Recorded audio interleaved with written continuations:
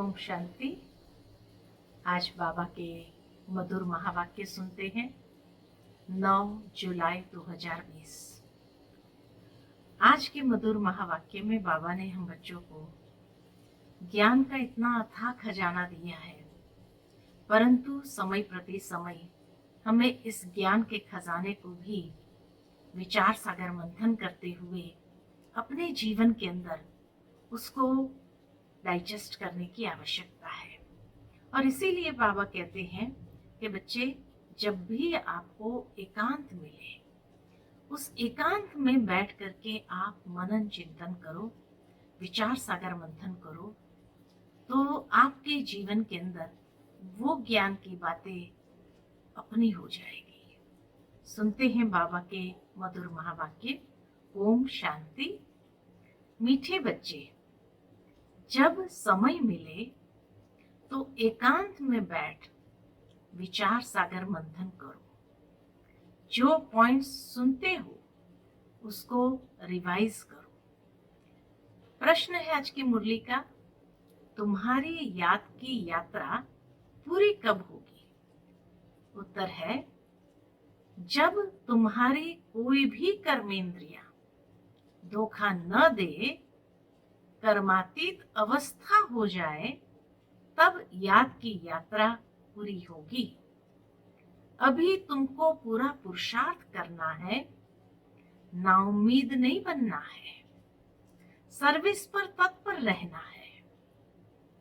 ओम शांति। मीठे मीठे बच्चे, आत्म अभिमानी होकर बैठे हो? बाबा पूछते हैं, मीठे मीठे बच्चे आत्म अभिमानी होकर बैठे हो? बच्चे समझते हैं, आधा कल्प हम देह अभिमानी रहे हैं। अब देही अभिमानी हो रहने के लिए मेहनत करनी पड़ती है। बाप आकर समझाते हैं, अपने को आत्म समझ कर बैठो, तब ही बाप याद आएगा, नहीं तो भूल जाएंगे। जिसकी स्मृति होगी, नेचुरल है, उसी की याद आएगी।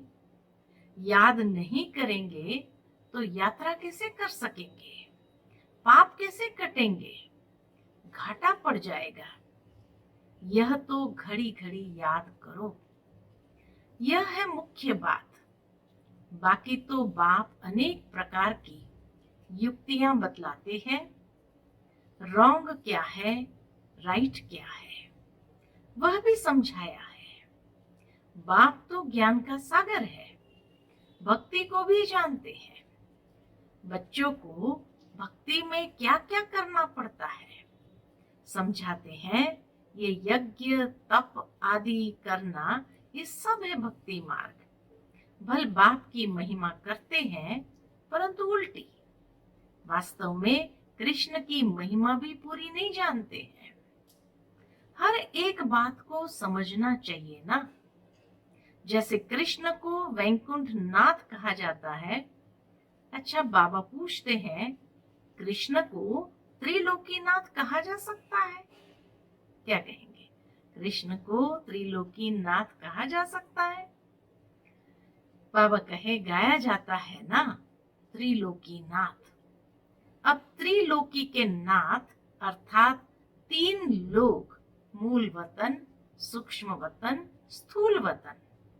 तुम बच्चों को समझाया जाता है, तुम ब्रह्मांड के भी मालिक हो। कृष्ण ऐसे समझते होंगे कि हम ब्रह्मांड के मालिक हैं, तो कृष्ण को त्रिलोकीनाथ भी नहीं कह सकते हैं, न उसको ब्रह्मांड के मालिक कह सकते हैं।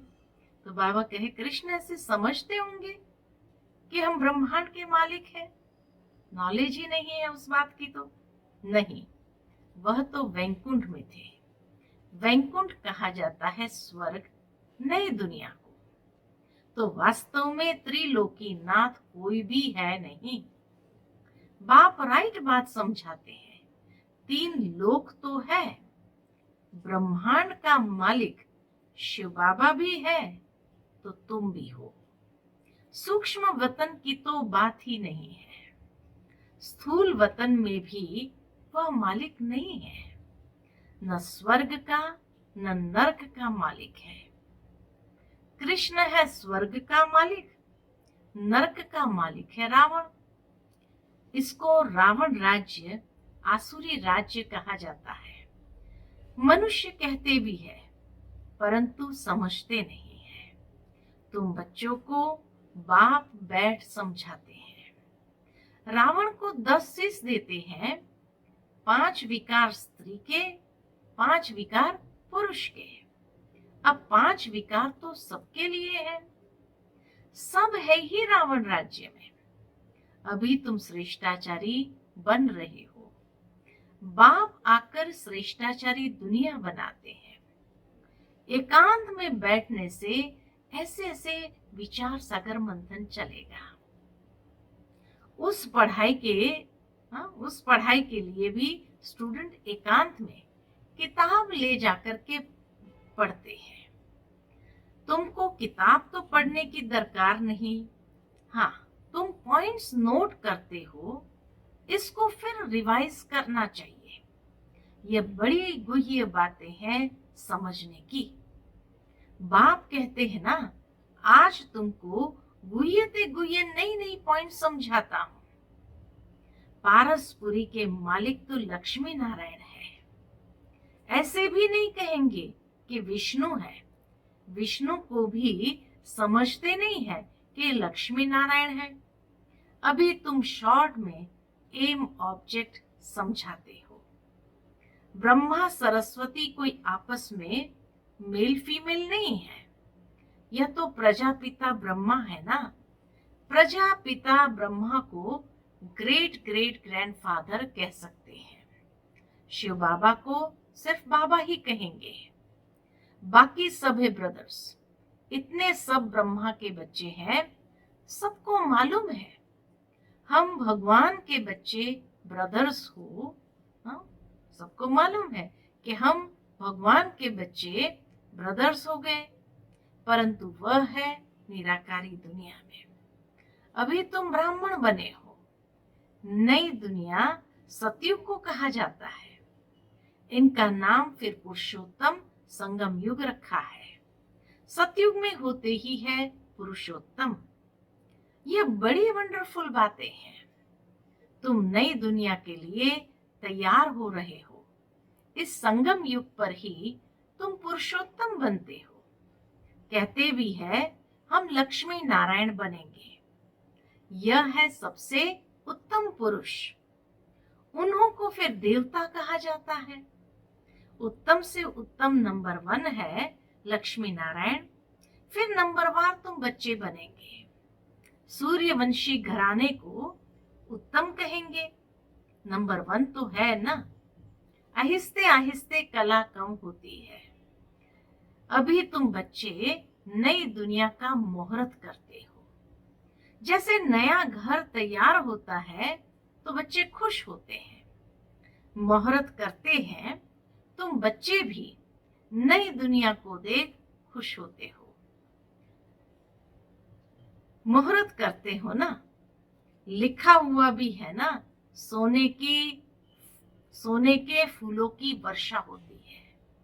तुम बच्चों को कितनी खुशी का पारा चढ़ना चाहिए। इतनी अच्छी दुनिया में हम जा रहे हैं जहाँ सोने के पुष्पों की वर्षा होगी। तो बाबा कहे ऐसी नई दुनिया को देख तुमको खुश होना चाहिए, क्योंकि मुहूर्त कर रहे हो, है ना। जैसे कोई नए घर का मुहूर्त करते तो खुशी होती है। तो बाबा कहे तुम ऐसी नई दुनिया का मुहूर्त करते हो तो तुम्हें भी खुशी होनी चाहिए। तुम बच्चों को कितना खुशी का पारा चढ़ना चाहिए। तुमको सुख और शांति दोनों मिलते हैं। दूसरा कोई नहीं जिनको इतना सुख और शांति मिले। दूसरे धर्म आते हैं तो द्वैत हो जाता है। तुम बच्चों को अपार खुशी है इस बात की कि हम पुरुषार्थ कर ऊंच पद पाएं। ये नशा है और इसी की खुशी है। ऐसे नहीं कि जो तकदीर में होगा सो मिलेगा, ऐसा ढीला ढीला नहीं। पास होने होंगे तो होंगे, ये बात नहीं होनी चाहिए अंदर में, है ना। नहीं, हर बात में पुरुषार्थ जरूर करना है। पुरुषार्थ नहीं पहुंचता है तो कह देते हैं जो नसीब में होगा, फिर पुरुषार्थ करना ही बंद हो जाता है। बाप कहते हैं तुम माताओं को कितना उच्च बनाता हूं। बाबा आकर के माताओं को कितना उच्च बनाते हैं। फीमेल का मान सब जगह है। अभी आजकल तो हर जगह नारियों का सम्मान होता है। विलायत में भी मान है। यहाँ बच्ची पैदा होती तो उल्टा क्या करते हैं, उल्टा मांझा अर्थात उल्टी चारपाई कर देते हैं। दुनिया बिल्कुल ही डर्टी है। इस समय तुम बच्चे जानते हो भारत क्या था और अब क्या है। मनुष्य भूल गए हैं, सिर्फ शांति शांति मांगते रहते हैं। विश्व में शांति चाहते हैं।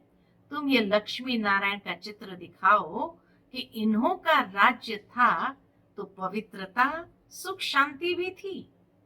तुमको ऐसा राज्य चाहिए ना। मूल वतन में तो विश्व की शांति नहीं कहेंगे।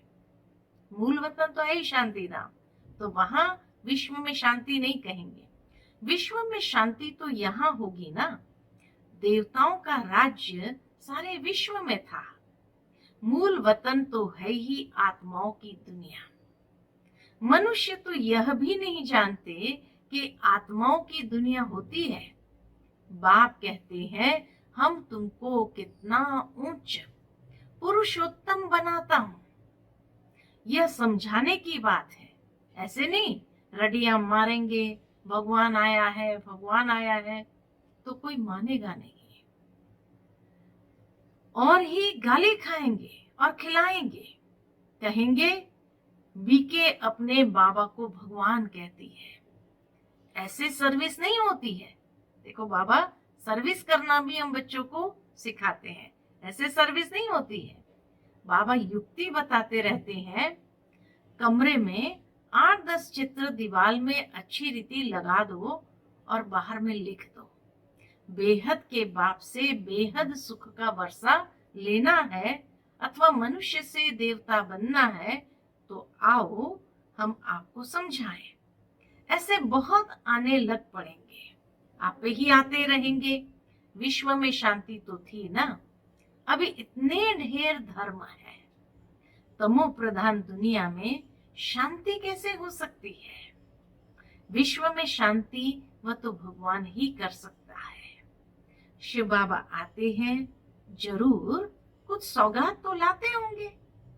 शिव बाबा जब इस धरती पर आते हैं तो बाबा कहे जरूर कुछ सौगात तो लाते होंगे। एक ही बाप है जो इतना दूर से आते हैं और यह बाबा एक ही बार आते हैं। इतना बड़ा बाबा 5000 वर्ष के बाद आते हैं। मुसाफरी से लौटते हैं तो बच्चों के लिए सौगात ले आते हैं ना। दुनिया में भी कोई यात्रा पर चले गए, तीर्थों पर गए तो क्या करते हैं, वापस लौटने पर सोचते हैं पोतों के लिए बच्चों के लिए ये सौगात ले जाए। स्त्री का पति भी बच्चों का बाप तो बनते हैं ना, फिर दादा परदादा तरदादा बनते हैं। इनको तुम बाबा कहते हो, फिर ग्रैंडफादर भी होगा, ग्रेट ग्रैंडफादर भी होगा। बिरादरियां है ना। एडम आदि देव नाम है, परंतु मनुष्य समझते नहीं है। तुम बच्चों को बाप बैठ समझाते हैं। बाप द्वारा सृष्टि चक्र की हिस्ट्री ज्योग्राफी को तुम जानकर चक्रवर्ती राजा बन रहे हो। बाबा कितना प्यार और रुचि से पढ़ाते हैं, तो इतना पढ़ना चाहिए ना। सवेरे का टाइम तो सब फ्री होते हैं। बाबा सवेरे सवेरे आके पढ़ाते। क्यों? क्योंकि बाबा कहे सवेरे सब फ्री होते हैं। सुबह का क्लास होता है, आधा पौना घंटा मुरली सुनकर फिर चले जाओ। याद तो कहाँ भी रहते कर सकते हो। इतवार का दिन तो छुट्टी है, सवेरे 2-3 घंटा बैठ जाओ। दिन की कमाई को मेकअप कर लो, है ना। जो सारे हफ्ते की कमाई होती है उसको मेकअप कर लो, पूरी झोली भर दो। टाइम तो मिलता है ना, माया के तूफान आने से याद नहीं कर सकते हैं। बाबा बिल्कुल सहज समझाते हैं। भक्ति मार्ग में कितने सत्संगों में जाते हैं, कृष्ण के मंदिर में, फिर श्रीनाथ के मंदिर में, फिर और किसके मंदिर में जाएंगे। यात्रा में भी कितने व्यभिचारी बनते हैं, इतनी तकलीफ भी लेते हैं, फायदा कुछ भी नहीं। ड्रामा में यह भी नूंद है, फिर भी होगा। तुम्हारी आत्मा में पाठ भरा हुआ है। सतयुग त्रेता में जो पाठ कल्प पहले बजाया है वही बजाएंगे। मोटी बुद्धि यह भी नहीं समझते, जो महीन बुद्धि है वो अच्छी रीति समझकर समझा सकते हैं। उन्हें अंदर भासना आती है कि यह अनादि नाटक बना हुआ है। दुनिया में कोई नहीं समझते कि यह बेहद का नाटक है। इनको समझने में भी टाइम लगता है। बाबा कहे ये बेहद के नाटक को अच्छी तरह समझने में टाइम लगता है। हर एक बात डिटेल में समझाकर फिर कहा जाता है, मुख्य है याद की यात्रा। बस याद की यात्रा पर निरंतर हमें रहना है। सेकंड में जीवन मुक्ति भी गाया हुआ है।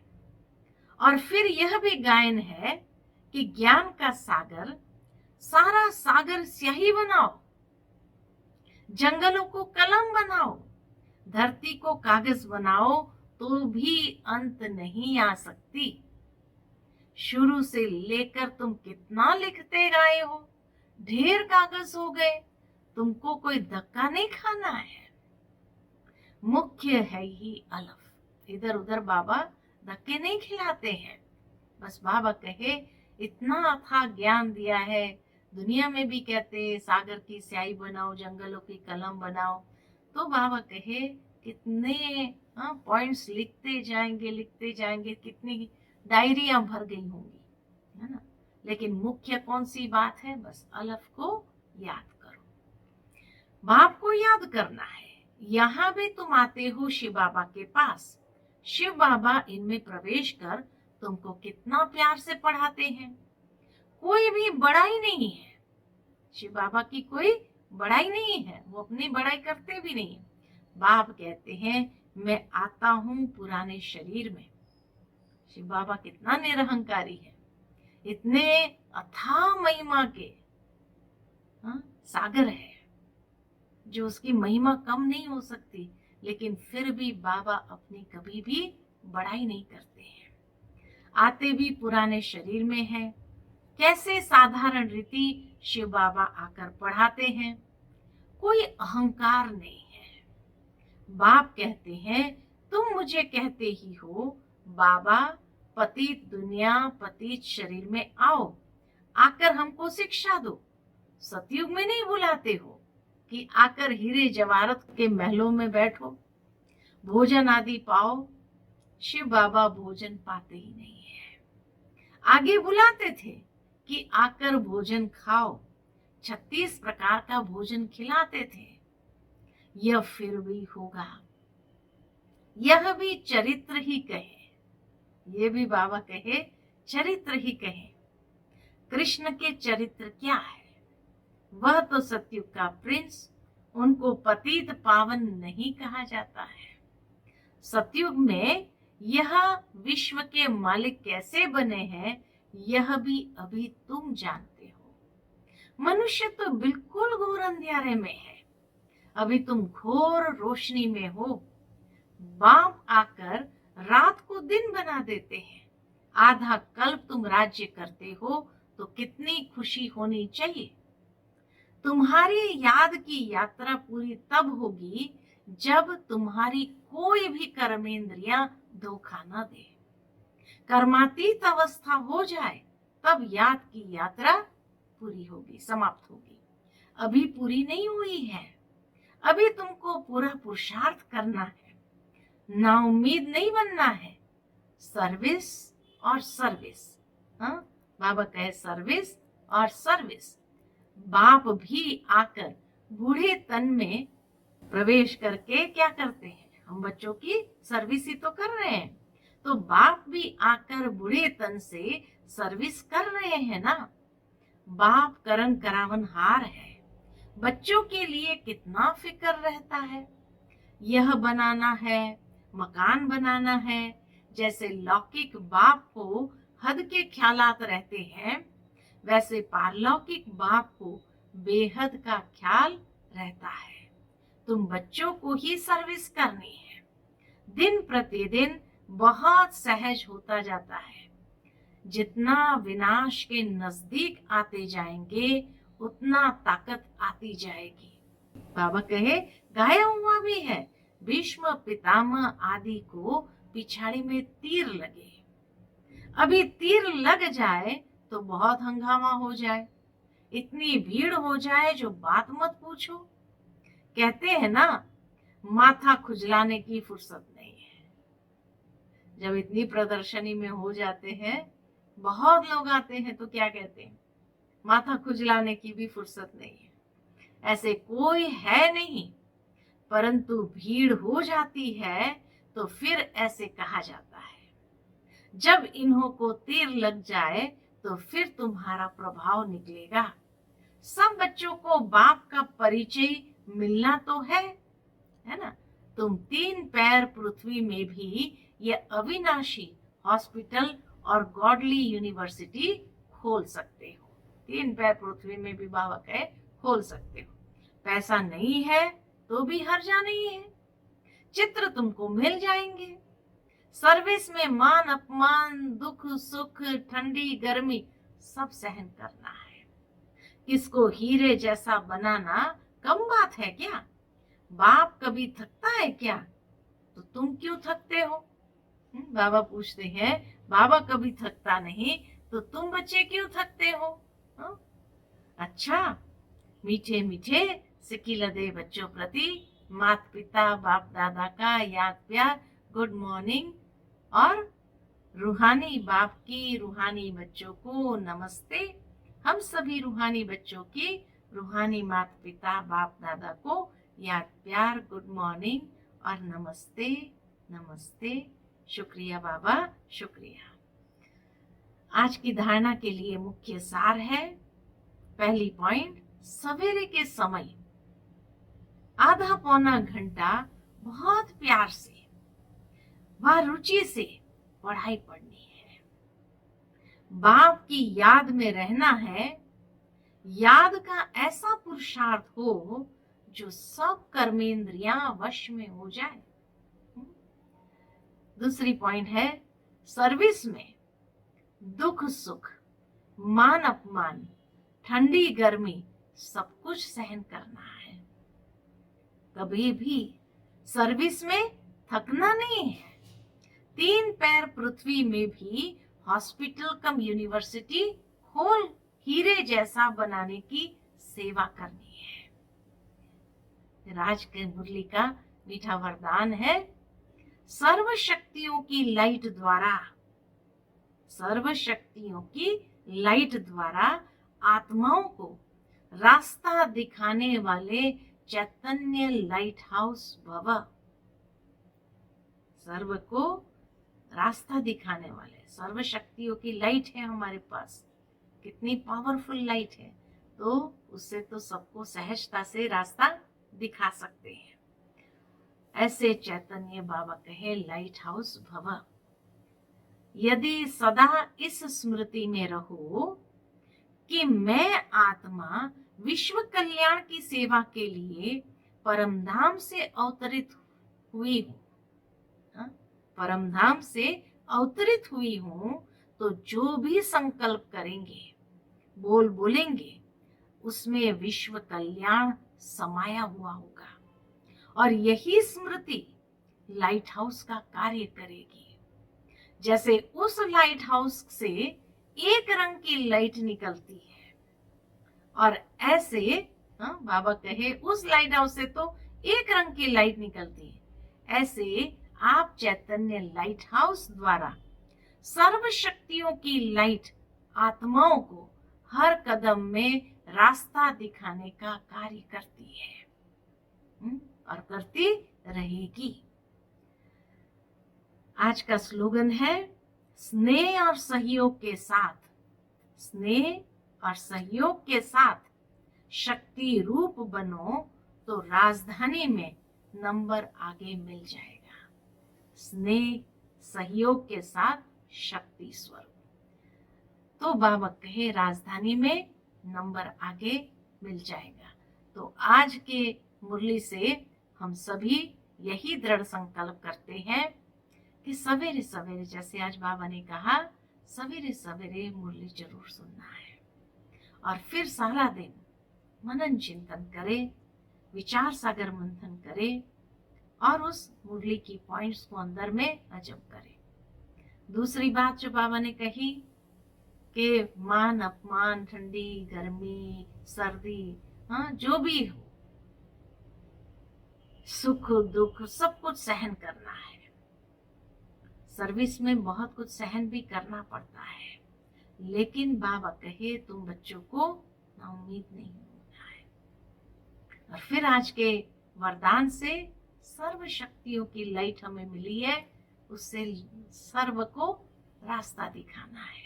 ऐसा चैतन्य लाइट हाउस बनना है जिसमें रंग बेरंगी अलग अलग लाइट्स निकले और फिर स्नेह, सहयोग और शक्ति स्वरूप बन करके चलना है सबके साथ। अच्छा, ओम शांति।